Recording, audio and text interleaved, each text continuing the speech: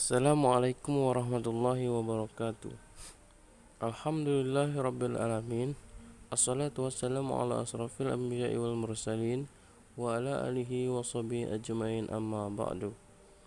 Baiklah, di sini kami dari kelompok 13 MK Sosial Linguistik yang akan membahas tentang judul interferensi dan integrasi bahasa yang disusun oleh Asril Astika Chandra, Arnes Monika, Charlie Mailisa Rahma, Nurhalizah, Tiara Indah. Peta konsep interferensi: pengertian, jenis, unsur-unsur. Integrasi: pengertian, hubungan antara interferensi dan integrasi dalam pembelajaran bahasa. Penjelasan selanjutnya atau penjelasan yang pertama akan dijelaskan oleh saudari Charlie Mailiza Rahmah. Kepadanya kami persilahkan.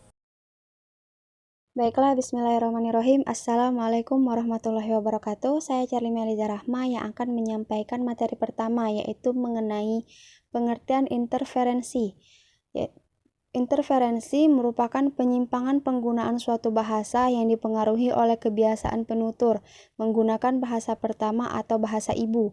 Interferensi bahasa diklasifikasikan menjadi 4 jenis, yaitu interferensi fonologis, morfologis, sintaksis, dan semantik.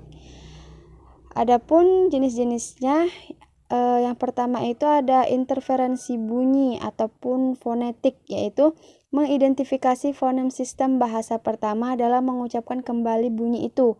Dia menyesuaikan pengucapannya dengan aturan fonetik bahasa pertama. Yang kedua, interferensi tata bahasa ataupun morfologi, yaitu terjadi apabila seorang penutur mengidentifikasi morfem atau tata bahasa pertama dan kemudian menggunakannya dalam bahasa kedua.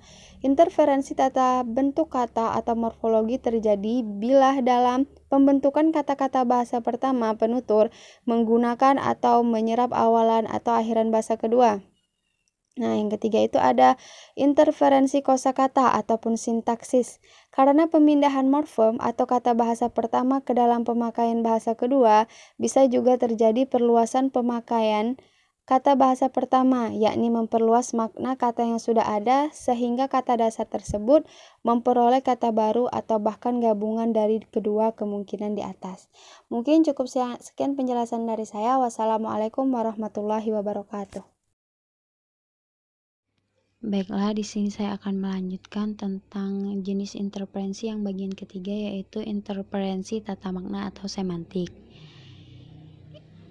Nah, interferensi tata makna atau semantik ini dapat dibagi menjadi 3 bagian. Yang pertama itu interferensi perluasan makna, dan yang kedua itu interferensi penambahan makna, dan yang ketiga itu interferensi penggantian makna.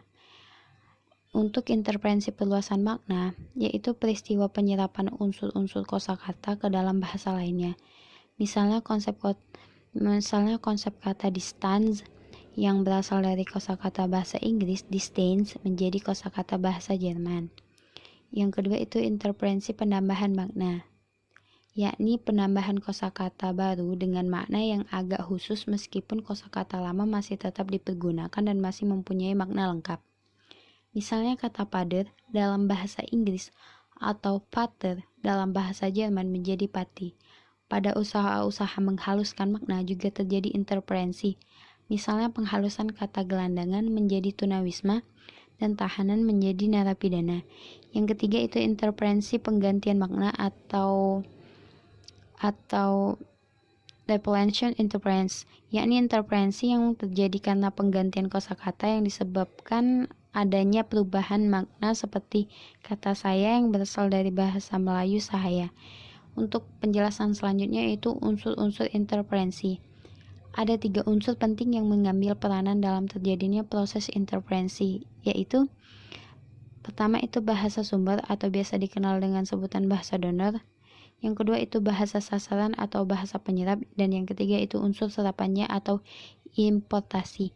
Untuk penjelasan pertama, yaitu bahasa donor adalah bahasa yang dominan dalam suatu masyarakat bahasa, sehingga unsur-unsur bahasa itu kerap kali dipinjam untuk kepentingan komunikasi antar warga masyarakat.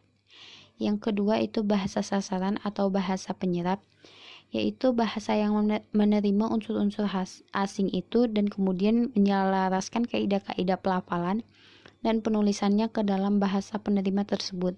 Dan untuk penjelasan ketiga yaitu unsur serapannya atau importasi.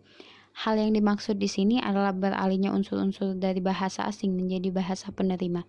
Mungkin itu saja penjelasan dari saya. Terima kasih. Baiklah, saya akan menyampaikan materi bagian integrasi. Pengertian integrasi secara umum yaitu unsur-unsur bahasa lain yang digunakan dalam bahasa tertentu dan dianggap menjadi warga bahasa tersebut. Tidak dianggap lagi sebagai unsur pinjaman atau pungutan. Proses penerimaan unsur bahasa asing, khususnya unsur kosakata, di dalam bahasa Indonesia yang awalnya tampak banyak dilakukan secara audial.